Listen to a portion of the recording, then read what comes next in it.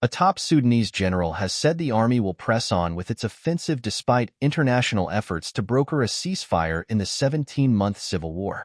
Peace talks can go on, but the army will not stop for that, Assistant Commander-in-Chief Lieutenant Gen. Ibrahim Gabor told the BBC.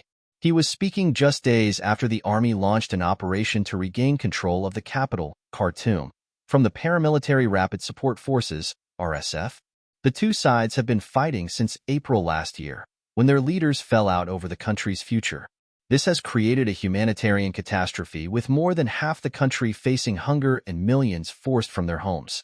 The general also hinted in the wide-ranging interview that the Sudanese authorities had had weapons dealings with Iran and denied there was famine in the country.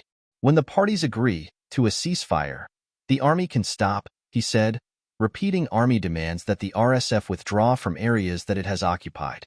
Let the international community exert pressure on the militia to stop the fighting and leave the houses that it's taken, he said, adding he was more confident now that the army had the momentum. Fresh diplomatic attempts to negotiate a cessation of hostilities have failed to make progress, the U.S. Sudan envoy Tom Perriello acknowledged this week. The situation is extremely dire, and those who are in the best position to stop it seem eager instead to accelerate it, he told journalists in the Kenyan capital, Nairobi.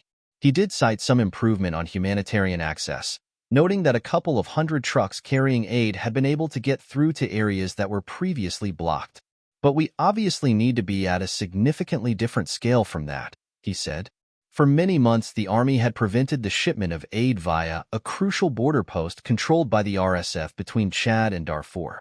In August, it agreed to allow them to resume, and the RSF promised to facilitate deliveries in the areas it holds. Gen. Gabor denied allegations that the army was still dragging its feet in approving the necessary paperwork for humanitarian groups, reeling off the number of visas and permits issued. He emphasized that the RSF had looted humanitarian goods and was still preventing aid from entering the besieged city of El Fasher in North Darfur.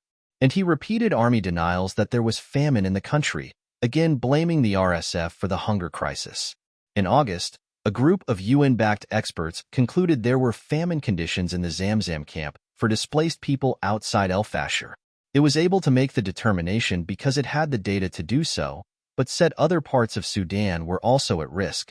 But the Sudanese government has not made an official declaration of famine, which could trigger a UN Security Council resolution empowering agencies to deliver relief across borders. The army is focused on Darfur's border with Chad because it says this is a conduit for mercenaries and weapons supplied in particular by the United Arab Emirates.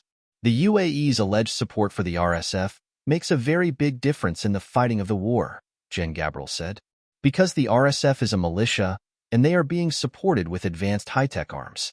But at the end of the day, they won't win the war. This is a militia. The UAE denies such support for the RSF, but the UN says there is credible evidence.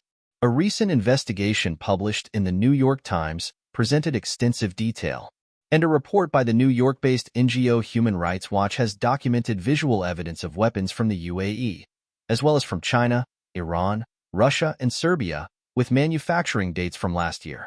Gen. Gabir suggested that the army had discussed weapons purchases with Iran. You can find weapons if you have money and facilitation of payment, he said. Iran will not give you any weapons unless you pay in cash. And we don't have cash. The most important thing is that we are a government, and we have a right to deal with everybody. The general denied accusations of war crimes made in a recent UN report, which cited evidence of indiscriminate bombing, attacks on schools and hospitals, and arbitrary detention and torture.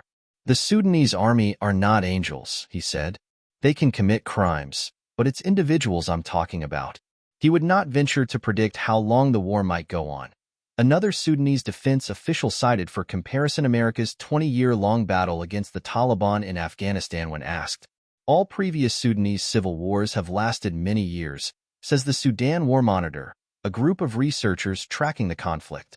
The main factor making this a protracted war is that Sudan is a huge country and both warring parties are large, making it impossible for any single battle to determine the outcome of the war, it told the BBC in an email. For Gen. Gabir, the endgame was clear: Sudan will conquer, and Sudan will be rebuilt.